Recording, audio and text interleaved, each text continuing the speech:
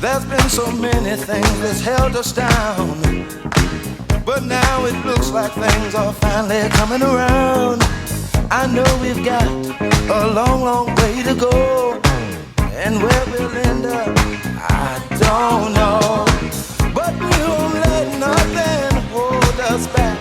We're putting our show together, we're polishing up our act. And if you've ever been held down before, I know you refuse to be held down anymore. Well, don't you let nothing stand in your way. I want y'all to listen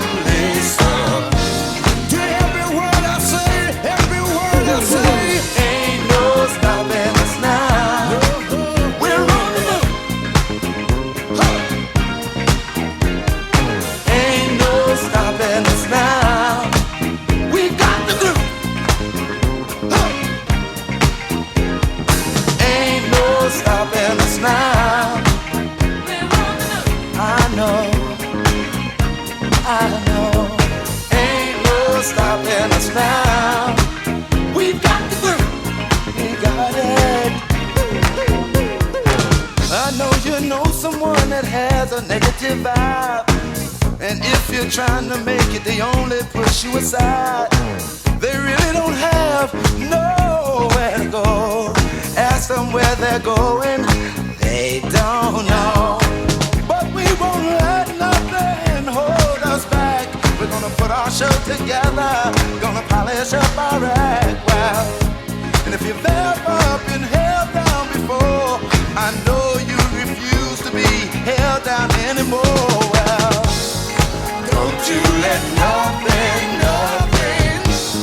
stand in your way. I want y'all to listen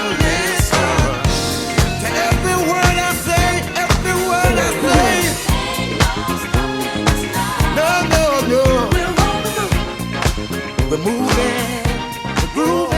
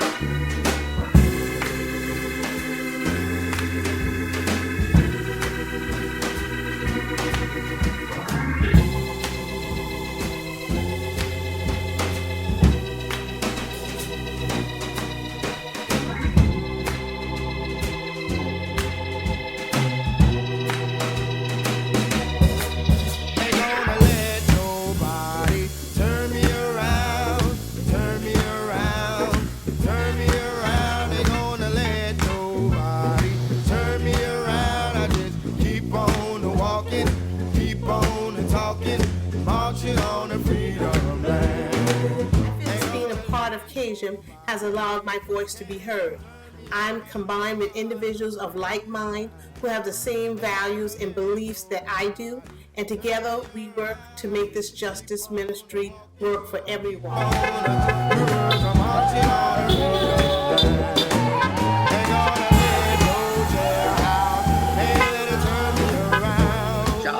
Justice Ministry gave us the great assurance that people can and want to come together, work together, and live together for the betterment of the community and for all people. Part of CAJM has taught me the power of people. For all the feelings of hopelessness that have clouded the last 4 years, CAJM has always stood as a beacon of light, proving to me time and time again that real change is possible through organization, drive, and persistence. I was always a kind of person who was sort of an activist in my own right, but CAJM actually gave me the outlet to really work with other people and collaborate with other people who I loved working with, and actually like doing things not only in general, but specifically for our community. We all know of the stories of the youth standing up for justice during the civil rights movement, and I am honored that CAJM gave me the opportunity to take the initiative to excel and lead as a team member in my community. The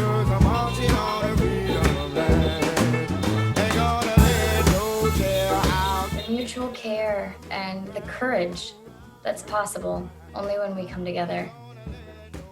And with all the awful in our world, I'm really grateful to CAJM for embracing me and for giving me a sense of solidarity. I can't let segregation turn me around.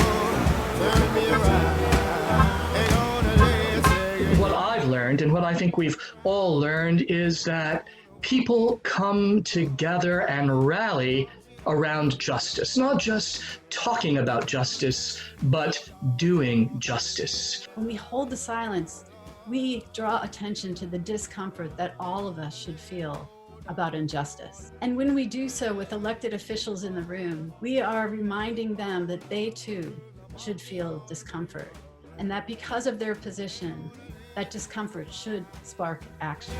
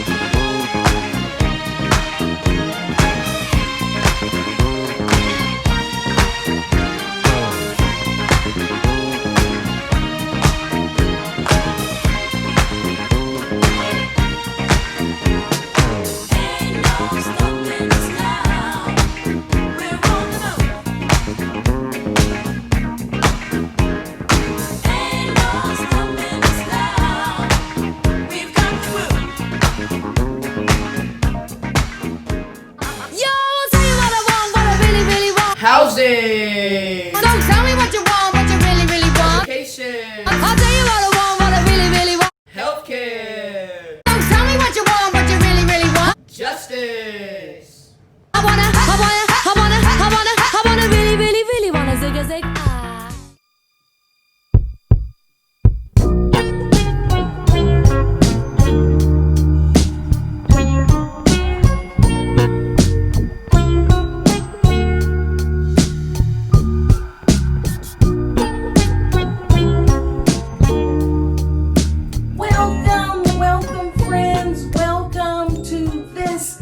Community's Problem Assembly done here at the Bend, and hopefully you don't have to have an umbrella for this one.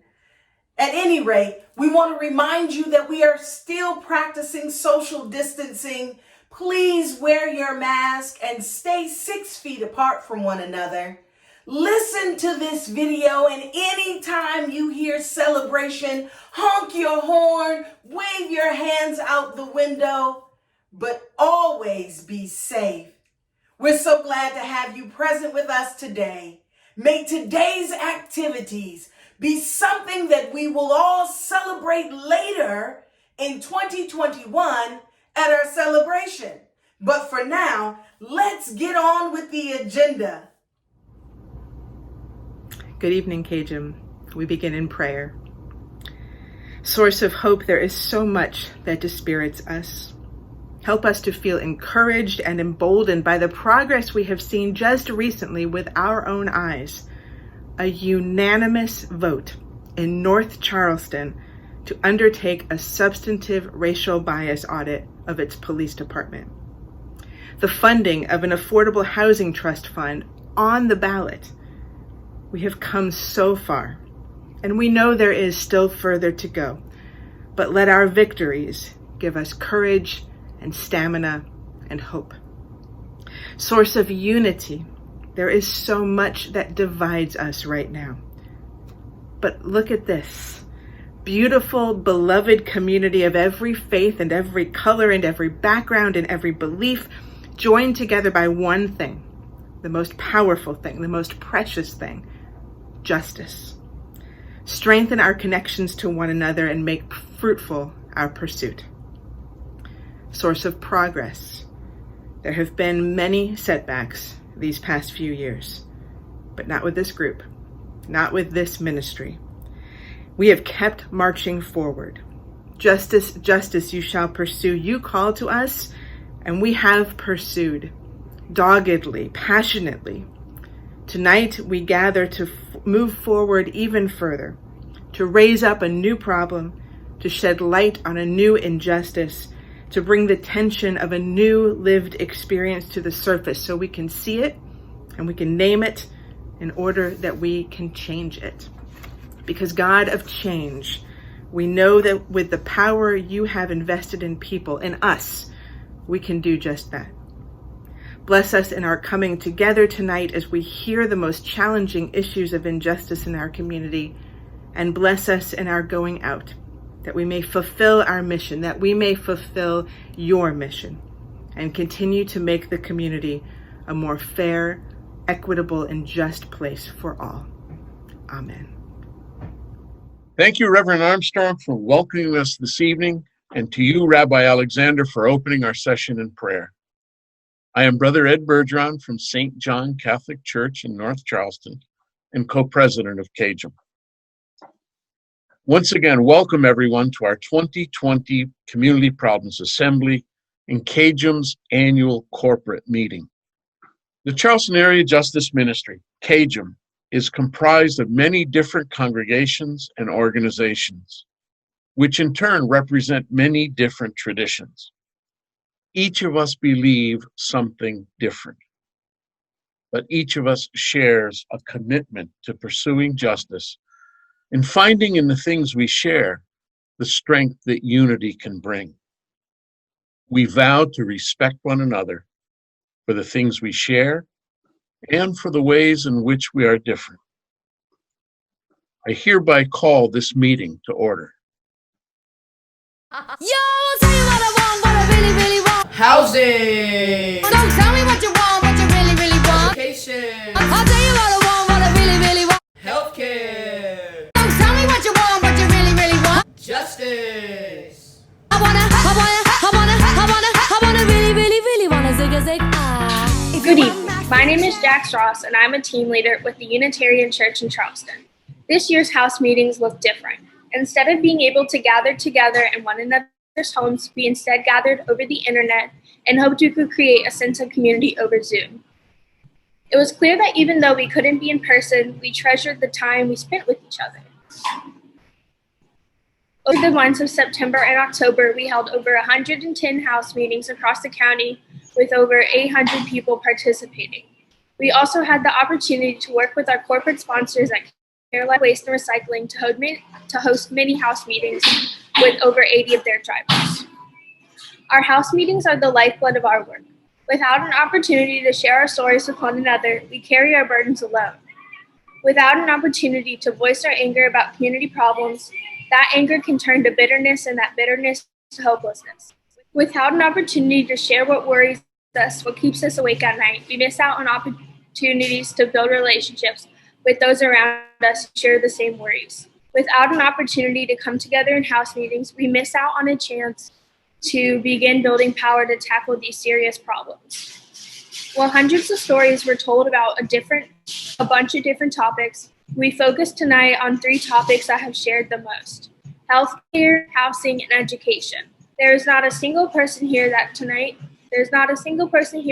that has somehow been impacted by one of these three problems.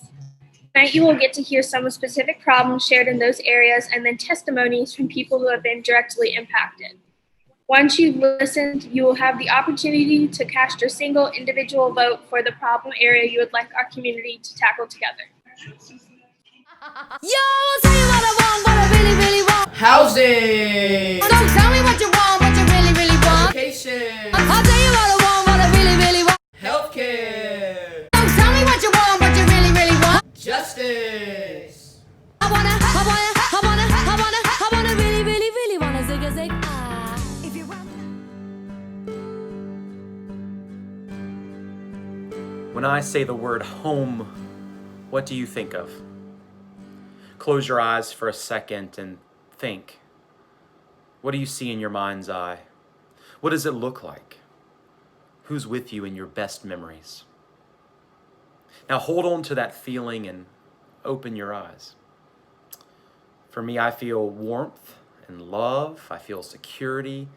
I think of joyful memories of being a child, and I think of the memories that I'm making with my wife and my two boys even today. It's that feeling of being welcomed in where all of my worries, no matter how small, would be able to dissolve.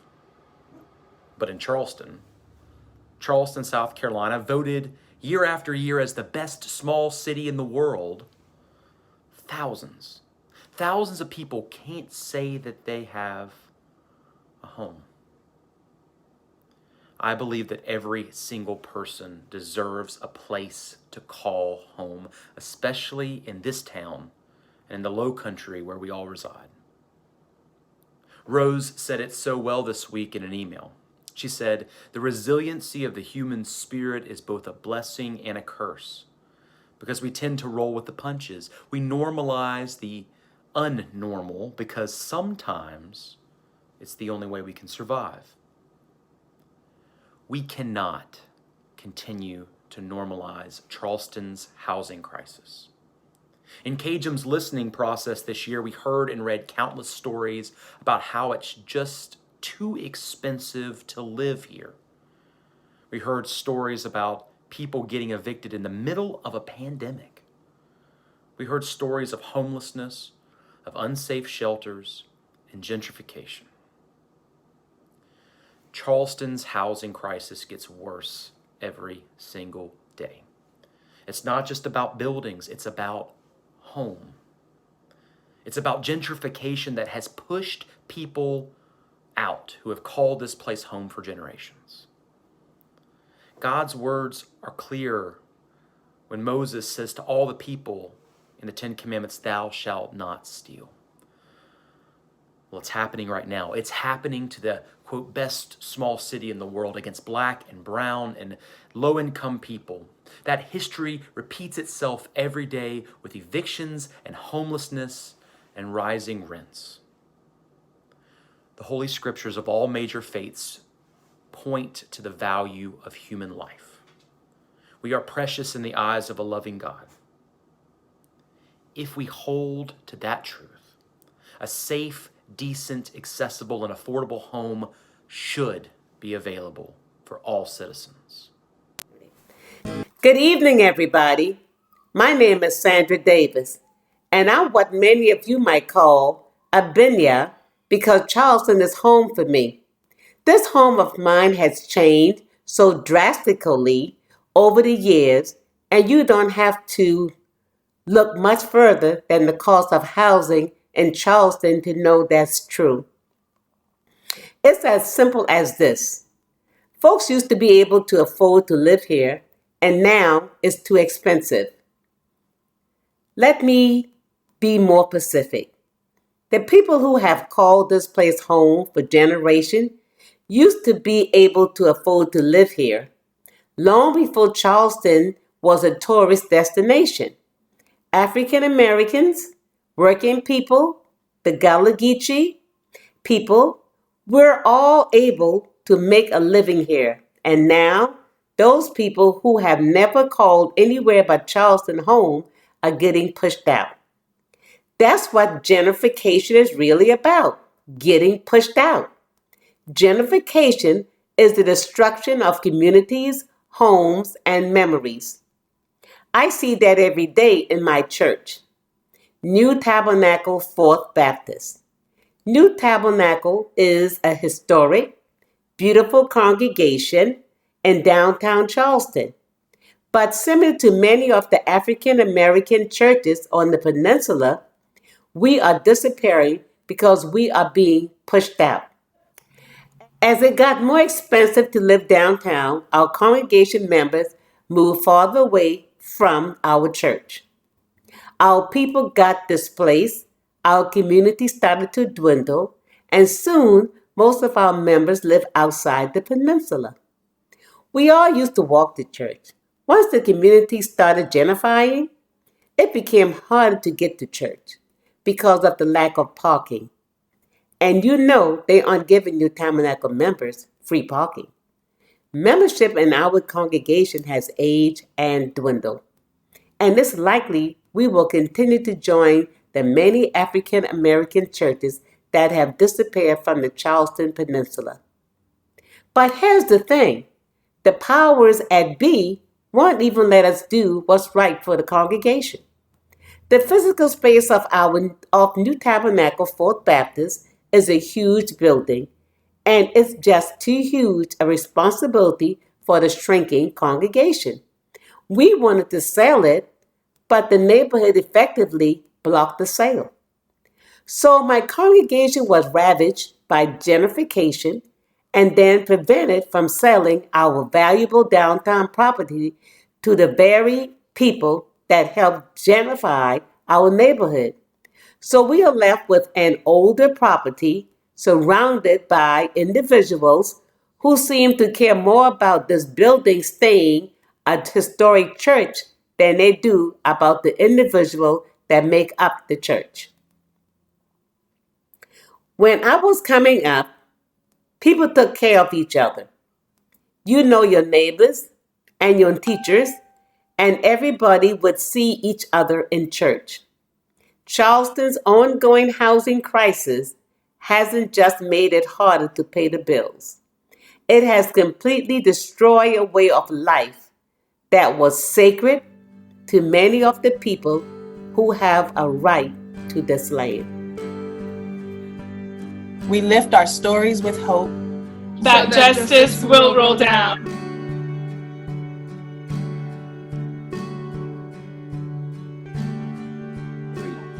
Good evening. My name is Imam Edward Hamid Washington. I am a member of Masjid Al-Jami Al-Rashid in North Charleston. This year has been a whirlwind of events like never seen before. One of the areas most affected by the tribulations of the times has been our school system. Charleston is home to 20 schools with the most impoverished students in the region. In a 2015 report on the state of racial disparity done by the Avery Institute, it was said that Charleston County Public School District is struggling with racial disparities in discipline, academic performance, personnel communications, and parental outreach. The county school district has done an abysmal job of reaching and connecting with Black parents. CAJM's work over the past 5 years to push the school district to stop suspending, arresting Black students at 9 times that of their white counterpart has taken massive persistence, and we will continue to press until every school uses restorative practice. But even with those changes coming, community members who attended our house meetings just weeks ago told us just how dire the educational situation is. Members expressed that the pandemic and isolation only laid bare just how deeply rooted the disparities in the schools have been. We have heard from many parents how frustrated the end of the school year was, from the uncertainty of grades to the lack of communication and understanding how to navigate the change of learning platforms. We saw firsthand how unprepared lower income schools were to successfully transition virtual learning due to lack of resources. We listened intently as parents and community members shared that disparities in schools didn't stop at student access to the internet, but rather encompass much deeper rooted issues grounded in systemic racism and oppression. Countless members of both affluent and impoverished communities pointed out the segregation of Charleston schools and the unequal distribution of resources. The disparities are enormous and unending, and this problem has existed far too long. My name is Sarah Rutledge, and I am a member of Circular Congregational Church. I am sharing education concerns voiced in many House meetings, namely that the educational inequities in our area are being magnified during the pandemic. I am sharing my observations as a high school teacher in Charleston County. Across the district, students of color are overrepresented in the group of students that are still learning virtually, which is not a surprise, as Black and Latino communities are experiencing severe COVID cases at much higher rates. At Burke High School, whose student population is nearly 100% students of color, less than half the students are in person. At my predominantly white high school, 90% of the students have returned to the building, but among the 10% that are virtual, many are students of color. This would be fine if the district had made plans in the summer to adequately educate virtual students. However, teachers received almost no training on teaching virtually. High school students who signed up for the virtual academy were told at the last minute they would be served by their home schools, which had not prepared for educating this group of students. Teachers are teaching in-person and virtual students at the same time, which results in teachers not having time to help students who need more guidance. Some students are frequently unable to turn on their cameras in class due to internet speed issues, which are far more common for kids of color. The district has instructed teachers to count students absent if their camera is not on. Often, this is punishing students for a technology issue that adults need to resolve. In addition, students with internet issues are having trouble completing online assignments simply because they cannot access them. While the district has funds to provide internet hotspots, not all students who need them have them. The district has deployed additional resources to students who are in person. District staff are in schools, supervising students in overflow rooms to keep the teachers' class size down. But the district has not deployed additional resources to serve virtual students. Some virtual students have special education needs that are more difficult to meet virtually. Some virtual students simply feel isolated without the relationships with teachers and peers they would normally have and have less interest in school. More district resources need to be dedicated to giving virtual students a good education this year and thinking creatively about meeting their needs. We lift our stories with hope that justice will roll down.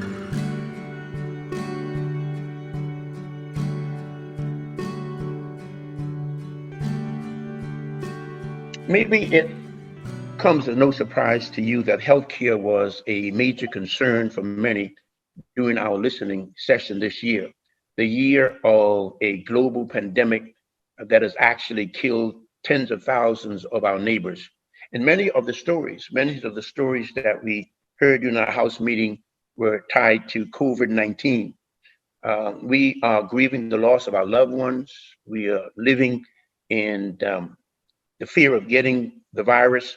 We are spending days alone at home, and we are approaching 9 months in isolation with little end in sight.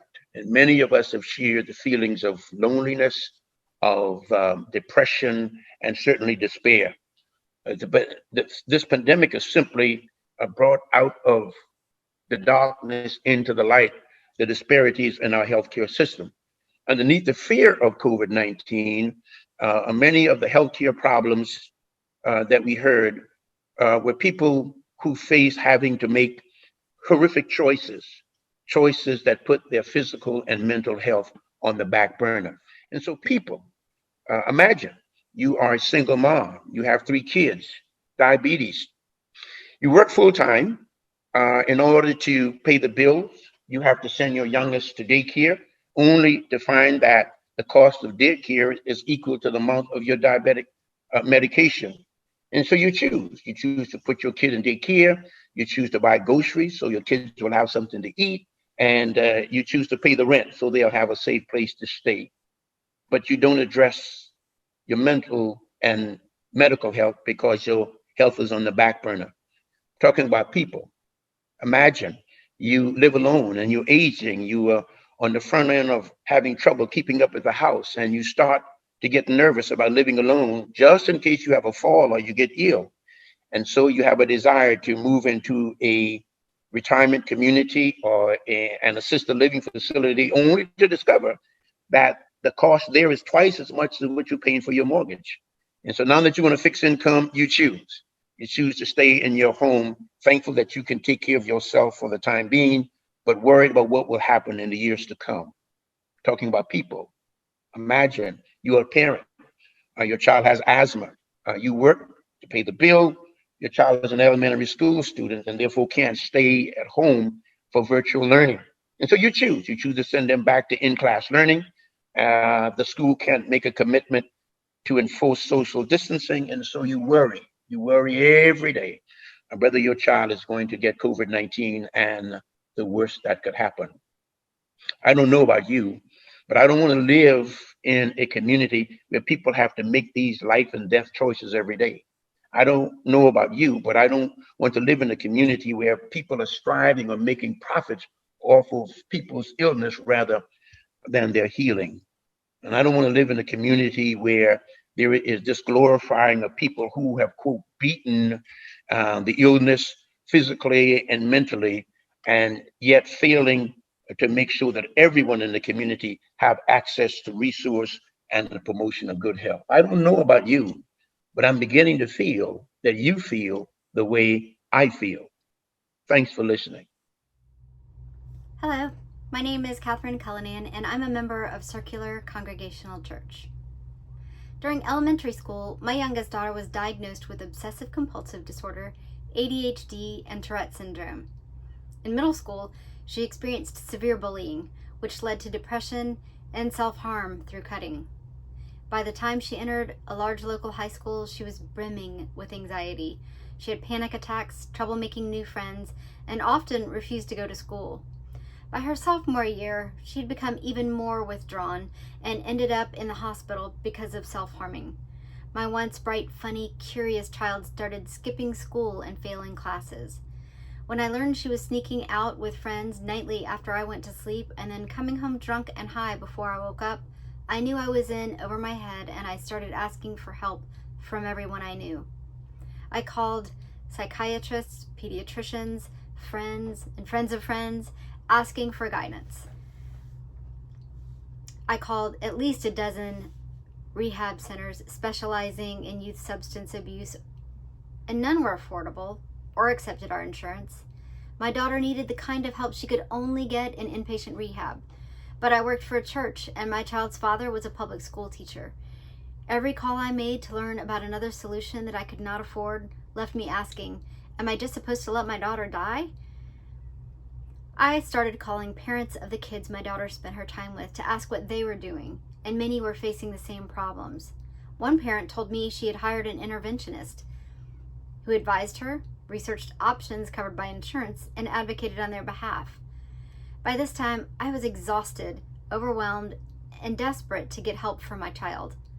With financial help from my family, I hired the interventionist, and she found an inpatient rehab center in Louisiana that accepted our insurance. At $15,000 per month, it would have been unaffordable for us. With insurance, I still had to pay $800 a week. The insurance company approved 3 to 4 months of inpatient care, but after 2 months, they said they were done paying. I would have had to come up with the remaining $30,000 for my daughter to stay in rehab, but I didn't have that kind of money. I wasn't even sure how I was going to pay my mortgage. I moved my daughter to a halfway house for teen girls in Texas, where she stayed for 1 week. I was at the Women's March in Washington, D.C.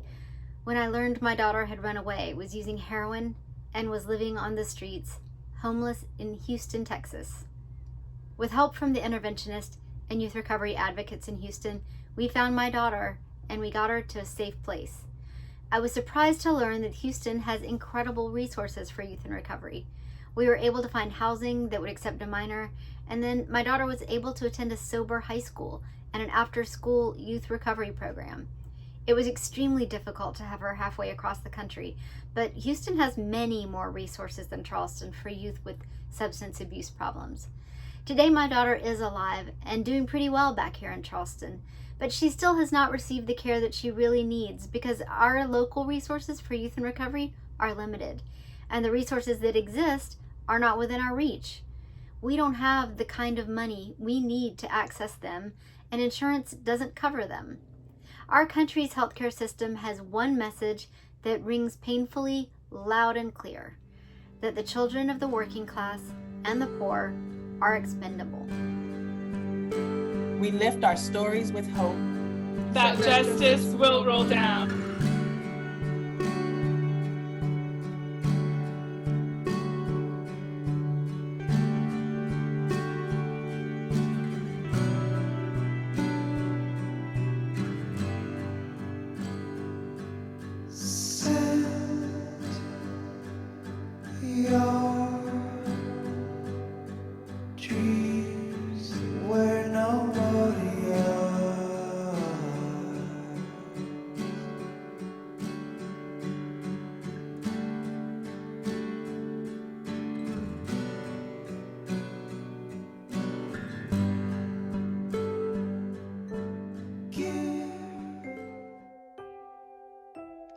Good evening. My name is Amira Frazier.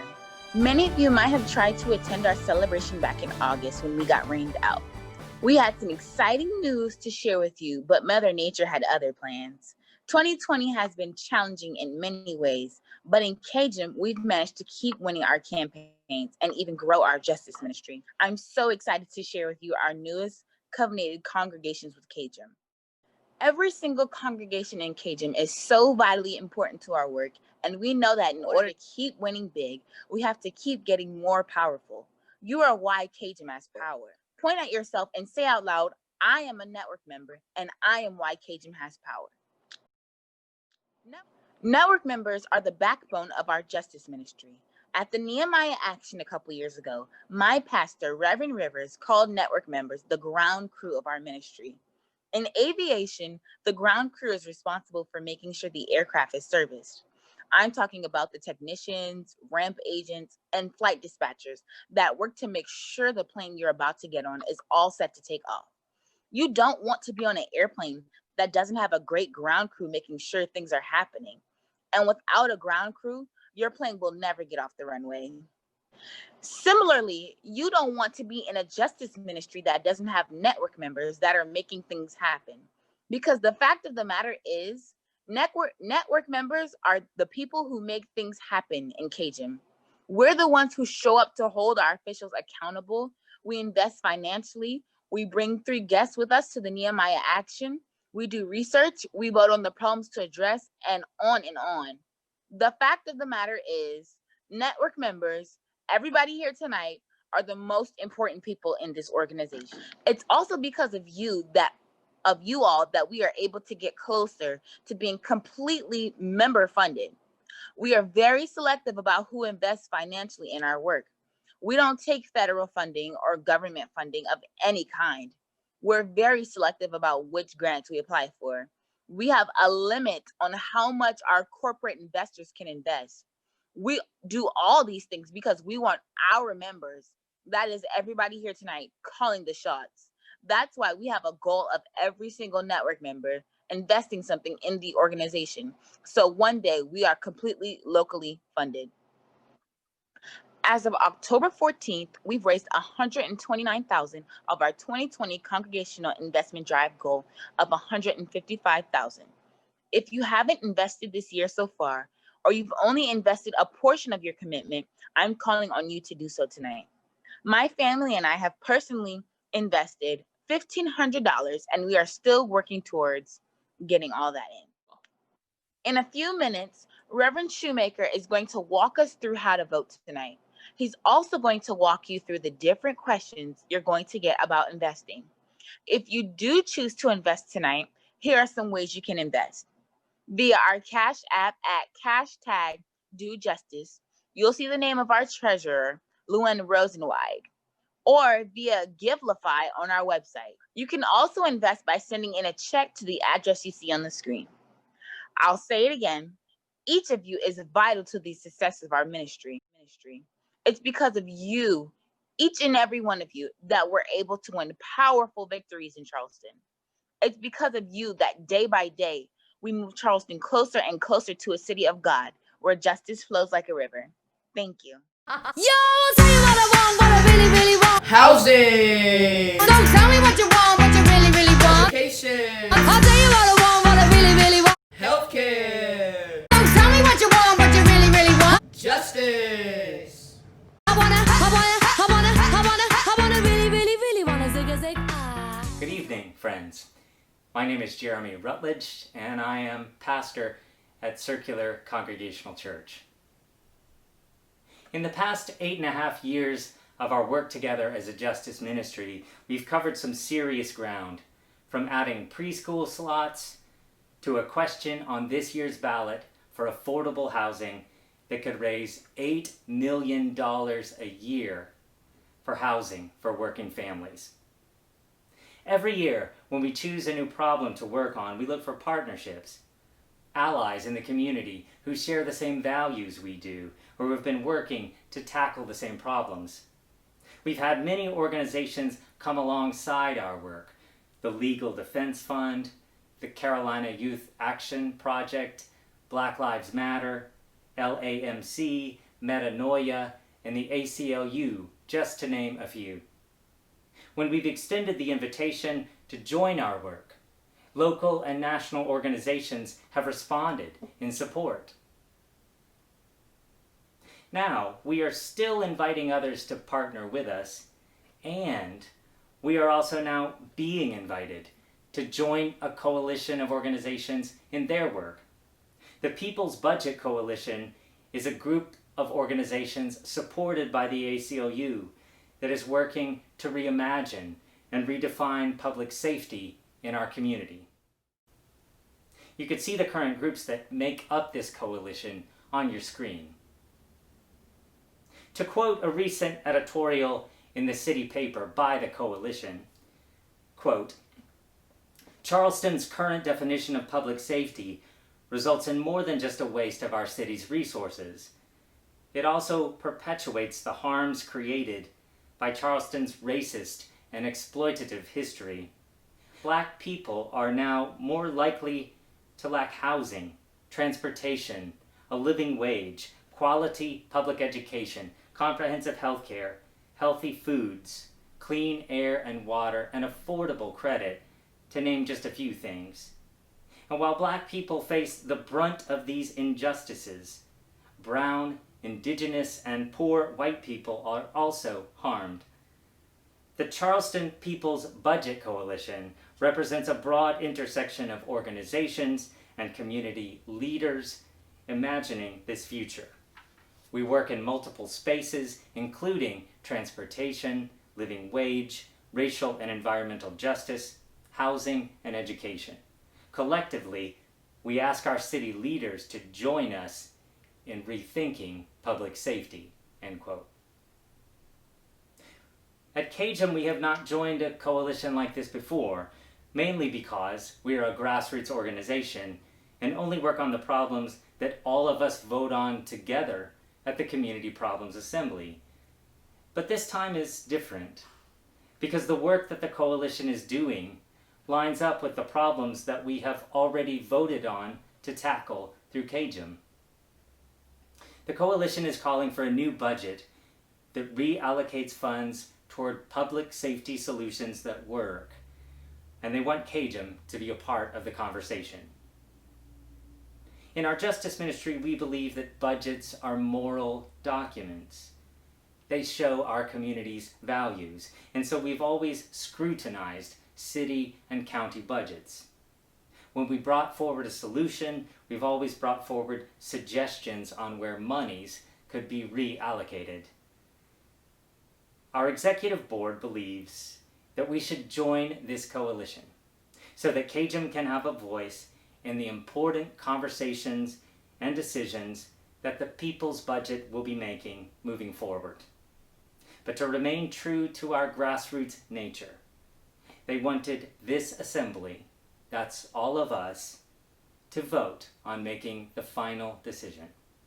So in a few minutes, you will get to vote on whether you think CAJM should join the People's Budget Coalition, giving the executive board the decision-making power to decide how long it makes sense for CAJM to stay a part of this coalition's work. Hi, my name is Adam Shoemaker, and I am rector or priest in charge at St. Stephen's Episcopal Church in downtown Charleston. Thank you, Amira, for sharing those milestones, and thanks again to all of you for coming out tonight. It's always powerful to see the CAJM community gathered together, and feels especially so during this moment in time. Now, the moment that you've all been waiting for, the moment where we'll cast our votes for the next problem area that CAJM will be working on in the coming cycle. Healthcare, housing, or education. This year, we're going to be doing the vote a bit differently. So please take out your cell phones and get ready to follow along with me. Before we start, I want to remind you that each network member will get one vote to help us determine our next priority as an organization. If you're not a network member yet, don't worry, you can sign up tonight. As a reminder, network members commit to do 3 things. First, bring 3 people to the Nehemiah Action on March 22nd so we can turn out powerfully and press our public officials for justice. Second, attend 4 other CAJM events throughout the next year. The Community Problems Assembly, that's this one, a network winter meeting where you'll get updates on the research, a rally to get you prepared and excited for the Nehemiah Action, and a celebration where we kick off the investment drive and celebrate our accomplishments. Please consider a meaningful financial investment in CAJM. If you haven't invested in CAJM in 2020, we are aiming for 100% participation of network members investing something in the network, and you will have an opportunity to pledge tonight. Okay, we're almost there. Our voting process has 3 parts. First, you will be voting on which problem CAJM should work on in the upcoming year. Next, you will be voting to confirm our new executive committee officers, and you can see their names and bios in your packet. Finally, you'll be asked if you'd like to invest in CAJM this year. When you're done, you'll get a message that says, "Thank you for voting." Now we'll show a quick video on screen of what this will look like.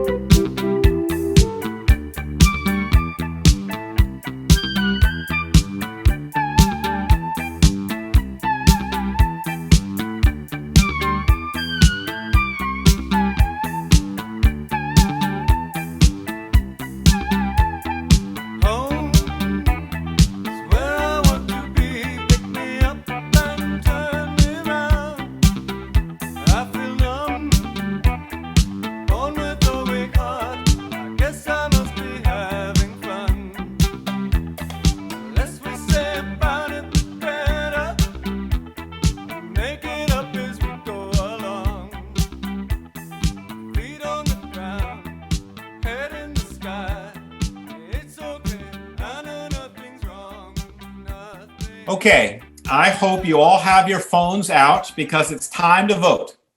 One important note, only one person can vote per phone. If you try and vote multiple times from your phone, it will not record multiple votes on our end.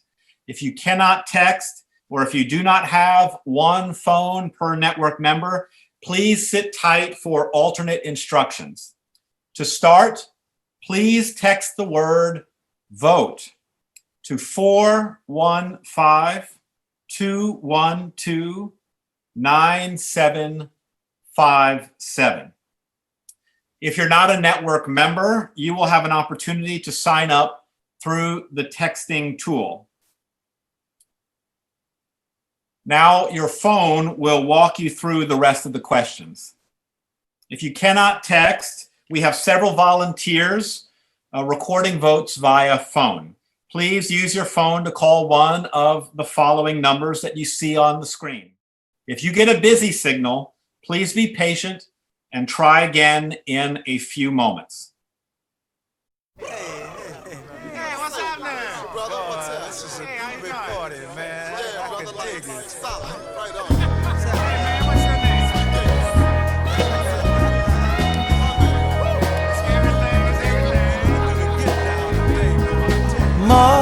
Mother, there's too many of you crying. Brother, there's far too many of you dying. You know we've got to find a way to bring some loving here today. Yeah. Father, we don't need to escalate. You see, war is not the answer, for only love can conquer hate. You know we've got to find a way to bring some loving here today. Oh, picket lines and picket signs, don't punish me with brutality. Talk to me so you can see, oh, what's going on, what's going on, what's going on, yeah, what's going on, oh, what's going on, right on.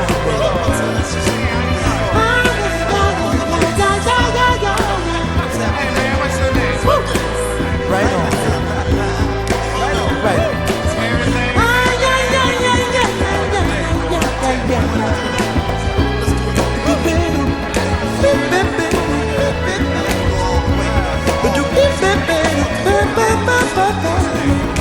Mother,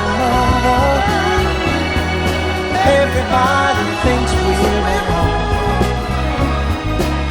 Oh, but who are they to judge us? Simply cause our hair is long. Oh, you know we've got to find a way. Bring some understanding here today. Picket line and picket signs, don't punish me with brutality. Come on, talk to me so you can see what's going on. Yeah, what's going on? Tell me what's going on. I'll tell you what's going on. Right on, right on.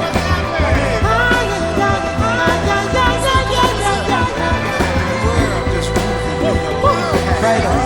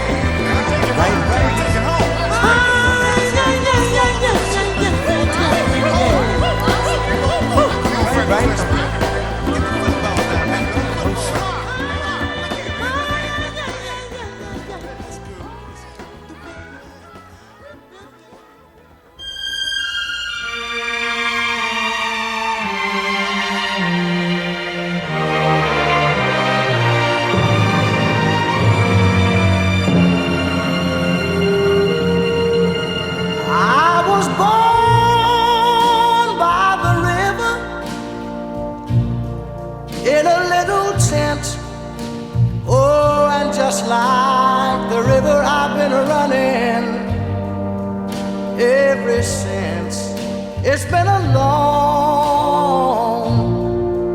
long time coming, but I know a change gonna come. Oh, yes, it will. It's been too hard living, but I'm afraid to die. 'Cause I don't know what's up there beyond the sky. It's been a long time coming, but I know a change gonna come. Oh, yes, it will. I go to the movie and I go downtown. Somebody keep telling me don't hang around. It's been a long time coming, but I know a change gonna come. Oh, yes, it will. Then I go to my brother and I say, brother, help me please.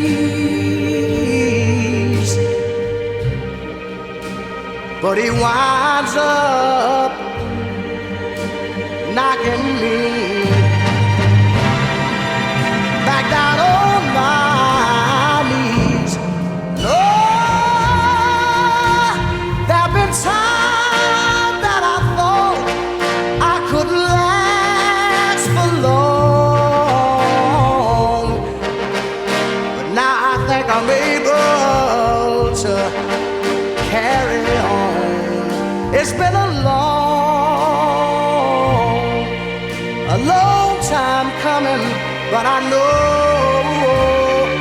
a change gonna come. Oh, yes, it will.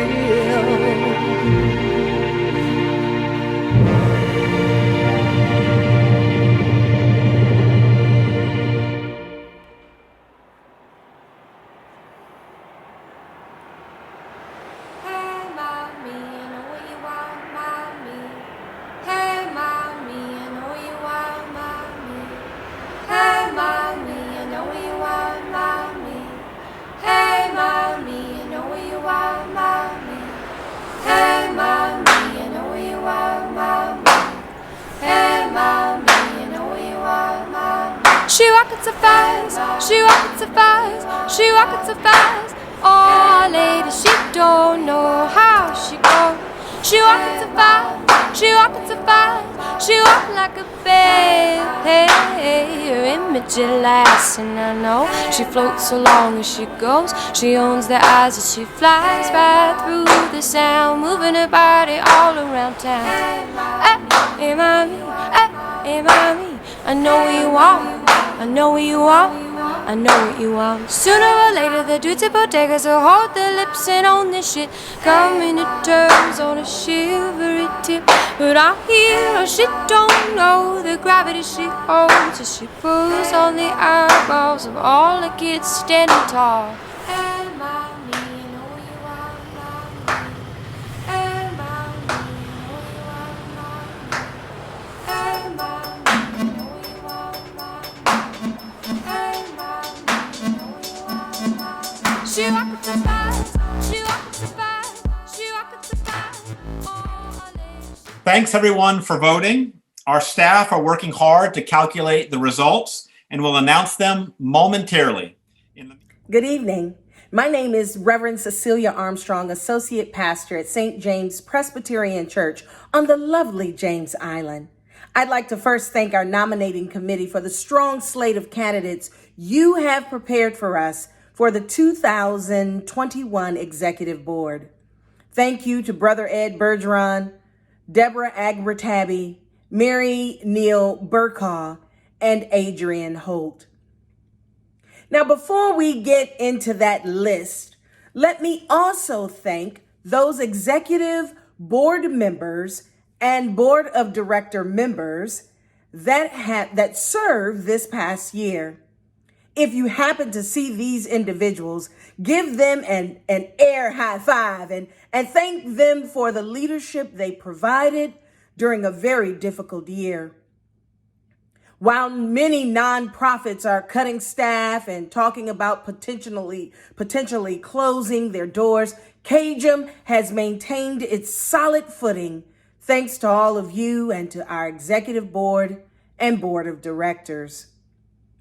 While our executive board members are elected, our board of directors are typically nominated to serve by their clergy person or justice ministry team. This board represents every coveted congregation, and this group faithfully meets every other month, and these individuals do not have term limits. So some of them have been representing their congregations for many years. Please give a honk for the members of our board of directors. Just blow those horns. Rotating off the executive board this year, Brother Ed Bergeron as co-president. Reverend Dr. Charles Hayward as vice president. Mrs. Luann Rosenzweig as treasurer. Reverend Richard Reams as secretary. Dr. Elise Davis McFarland as at-large member. Minister Gerard Frazier as at-large member.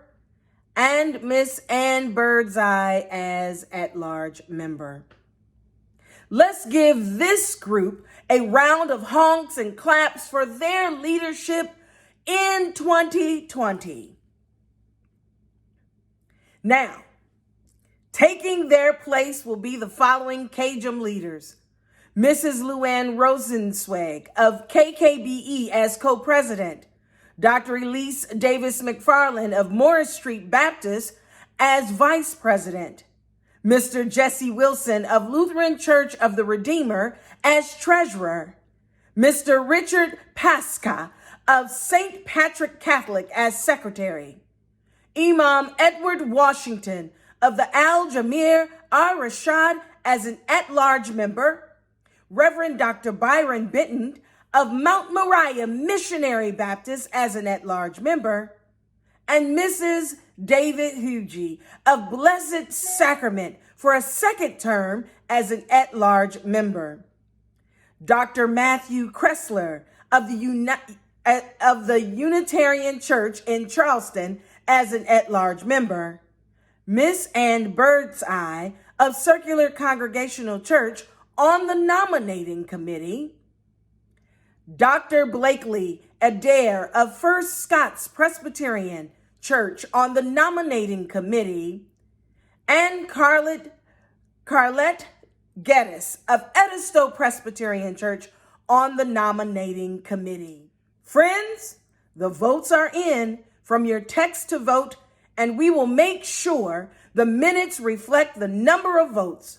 But I can tell you now that it's more than enough to approve these nominations. Friends, let's give our new executive board a round of honks and applause. Yo, I'll tell you what I want, what I really, really want. Housing. So tell me what you want, what you really, really want. Education. I'll tell you what I want, what I really, really want. Healthcare. So tell me what you want, what you really, really want. Justice. I wanna really, really, really wanna zig a zig.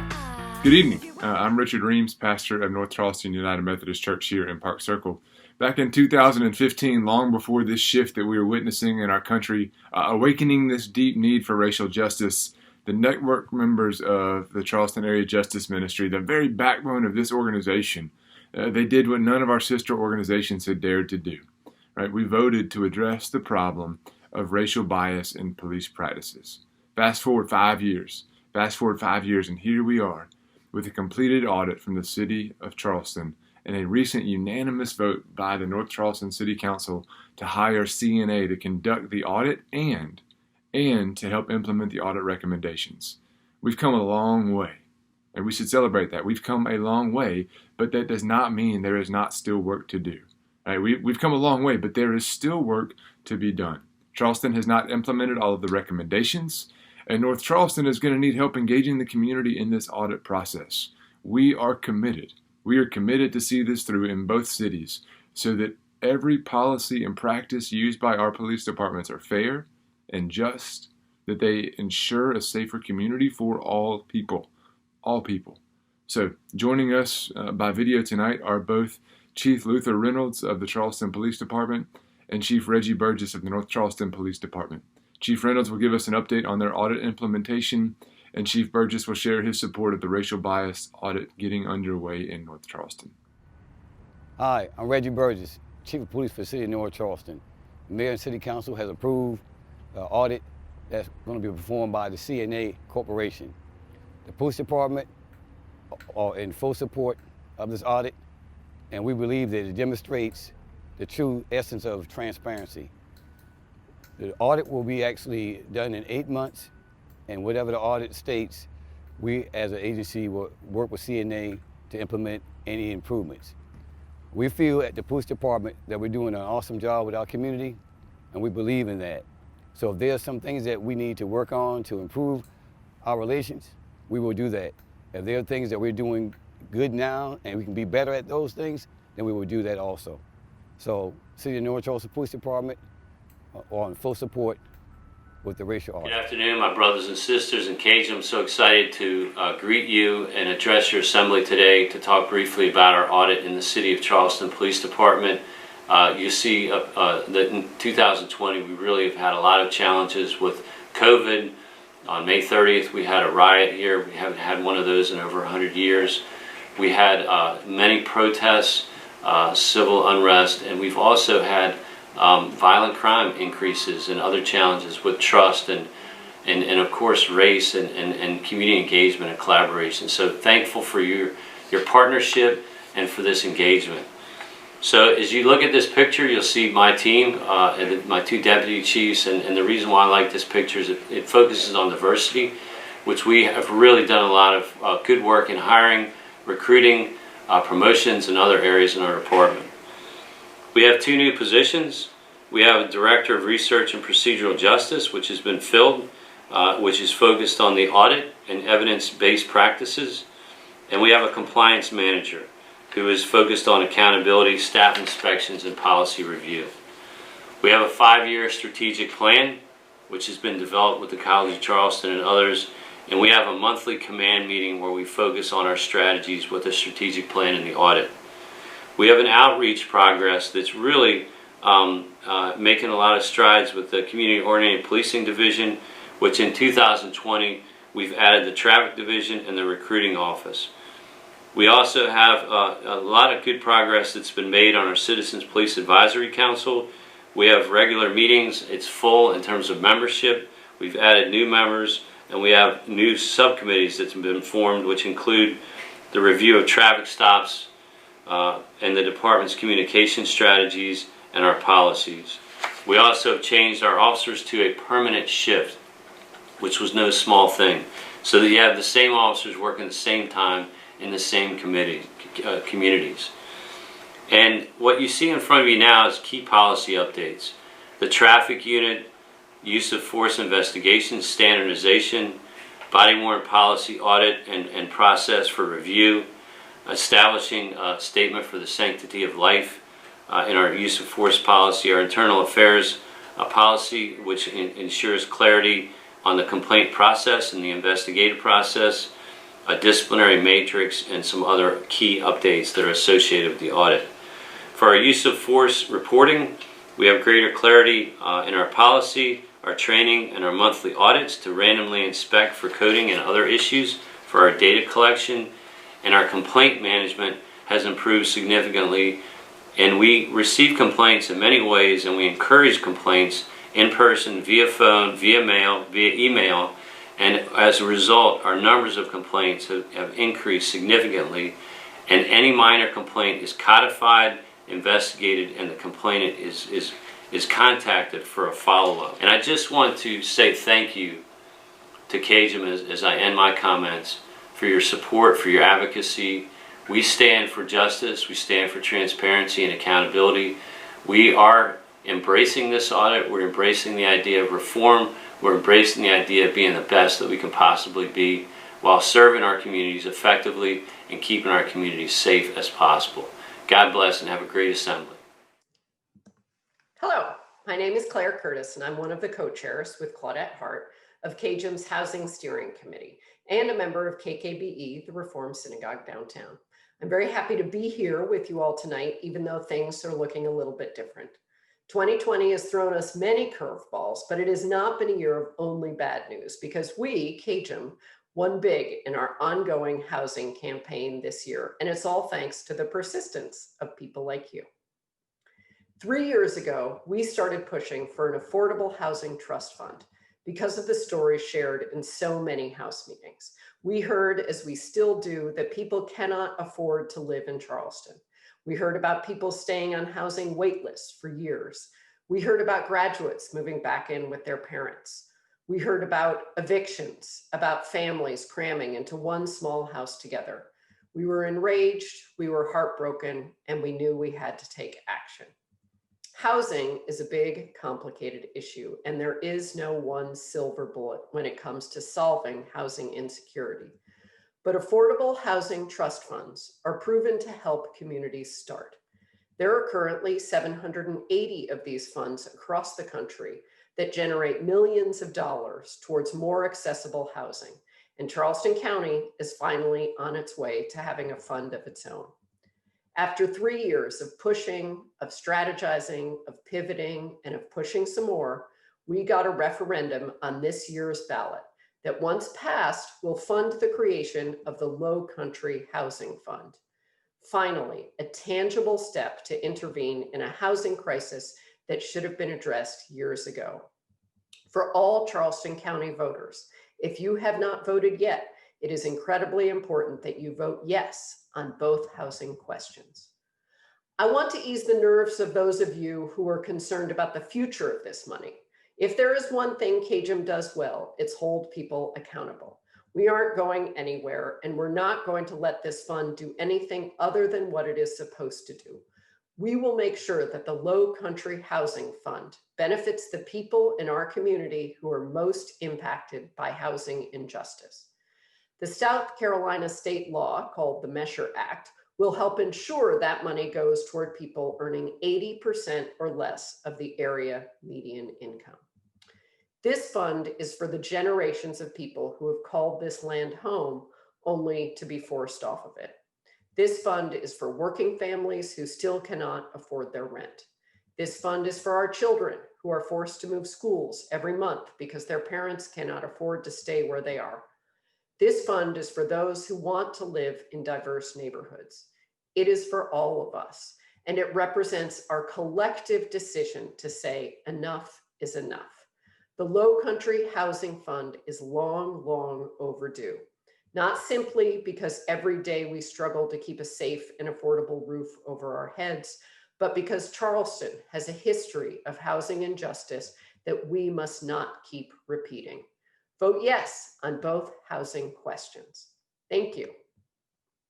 A worldwide pandemic and turbulent rise in social and racial tensions have somehow both stopped many of our lives in their tracks, while at the same time driven us to the edge. We're teetering, waiting for something to give. Let us be reminded that even when our faith wavers, God remains steadfast. Even when fear and doubt take hold, if we're still, we can hear the whispers of hope and love. For the past 8 years, CAJM has been committed to intentionally building a community that is more just for all of its members. In those 8 years, there were times we wavered, but collectively we stood strong. There were times when fear and doubt took hold, but when we came together, we saw hope and love. Even during a pandemic, at a time heightened with social and racial tensions, we remain steadfast in our endeavors to ensure that justice prevails in every way possible. And it all wouldn't be possible without the tireless efforts of you all. CAJM network members are the source of our resilience and thus the backbone of our work.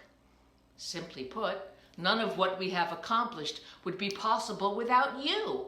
So thank you for all that you have done thus far and all that will be done to continue this tremendous journey.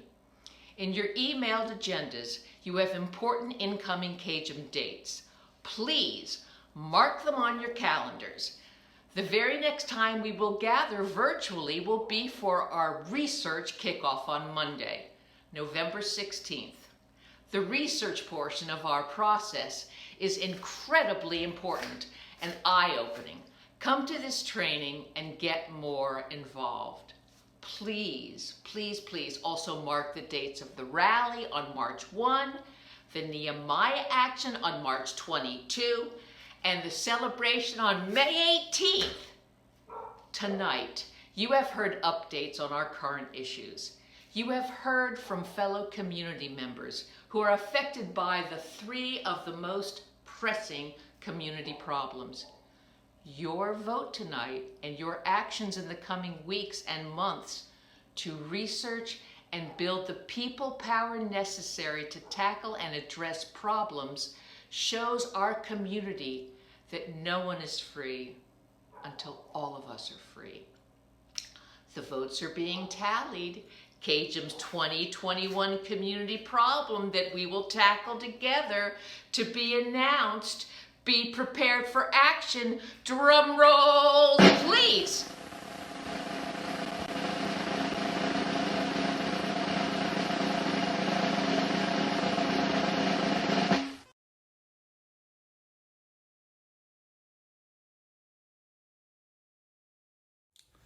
The charge. We give God thanks and praise for all that has happened on tonight, for the discoveries made, for the decisions and the voting, and for the relationships that were strengthened by us, even at a distance, welcoming and smiling at one another, and for the energy that is developed and created at these gatherings. And it is this sustained energy that will hold our organization together and keep us going forward. While these gatherings are important, brothers and sisters, the key to the power of our organization rests in every network member developing their own network of justice workers by relating to people in their community, keeping their own personal financial commitments to the work, and nurturing themselves in God's call for justice through the reading of sacred texts and through prayer and reflection. That is, in every particular network member, what must take place if we're going to be successful in our work. It does us no good to gather here and be pumped up and excited if we don't carry the energy gained here out into our work every day. So it's up to the network members to make that happen. Every 2 weeks, I go to the grocery store to buy the groceries that I need for the weeks. And when I go, I try to have a list of things that I need so that I don't spend a whole lot of time in the store. I make sure I get the rice that I need for my meals. I make sure that I get the protein that I need for my meals. I make sure that I get the vegetables that I need for my meals, all the spices that I might need for my meals, and I get a little dessert just in case somebody else comes over and I have to kind of host them, right? All these things I buy from the grocery store and put into my home in the freezer, in the cabinet, in places like that. Keep them there so that when time comes for me to make dinner, I can make it. All I have to do is go into the cabinet, get it out, and provide the hands, right? All I have to do is go into the freezer, pull it out, thaw it out, and put it all together. And if I do that, I'll have an amazing meal. It does no good to have all this stuff, to have made a list and a decision as to what to buy at the grocery store, if I only bring it home and don't give any energy to it while it's there. I don't know if there is a better way of explaining our work as particular network members in the work of CAJM. We have everything that we need to be successful. We have the ear of politicians. We have the network of leadership. We have the best practices from sister organizations around the country. We have amazing organizers that can help us to develop plans and keep us on track for our work. We have compelling stories from people who have firsthand experienced injustice in their own lives. And in the sacred text of our faith, we have the instruction manual. We have God's vision for the beloved world that God created. All we need to do is provide the energy. All we need to do is provide the hands. And if we bring the energy as individual network members, we will continue to see improvement in our schools. If we bring the energy as individual network members, we will continue to see progress towards affordable housing. If we bring the energy as network members, we will see easier and better and swifter and more just transportation opportunities for everybody. If we bring the energy, if we build our own personal network of justice members through our co-workers and our family members and our friends and the members of our mosques and our synagogues and our churches, if we keep our financial commitments to the best that we can, and if we continue to nurture ourselves in our faith by reading the sacred text of our faith, then when it comes to our Nehemiah action in the days to come, we'll have an amazing outcome. And this will become a masterpiece of justice. So that in the future, what will be said about the Charleston Area Justice Ministry is that not only did we make a fuss, but we also made a difference in Charleston for everyone here. God bless you and God keep you. You have been charged. Yo, I'll tell you what I want, what I really, really want. Housing. So tell me what you want, what you really, really want. Education. I'll tell you what I want, what I really, really want. Healthcare. So tell me what you want, what you really, really want. Justice. I wanna really, really, really wanna zig a zig.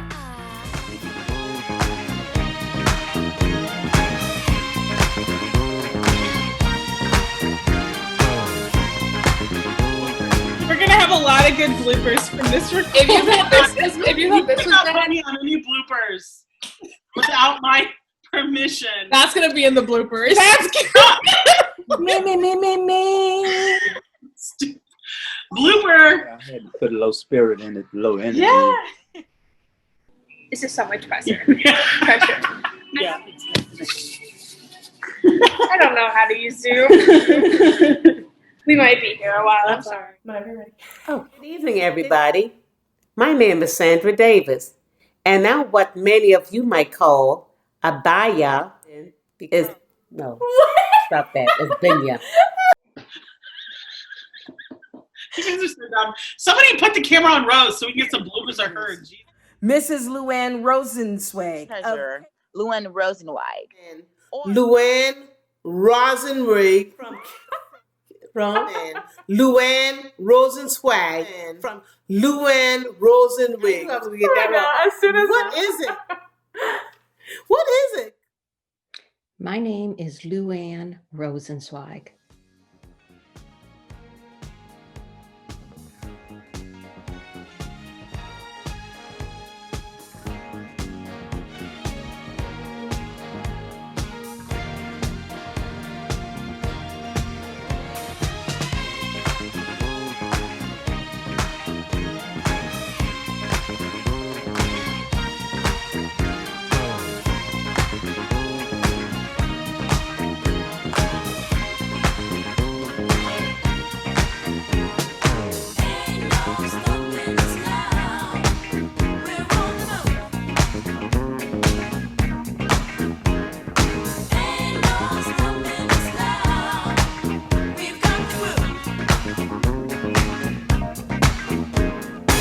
There's been so many things that's held us down, but now it looks like things are finally coming around. I know we've got a long, long way to go, and where we'll end up, I don't know. But we won't let nothing hold us back. We're putting our show together, we're polishing up our act. And if you've ever been held down before, I I know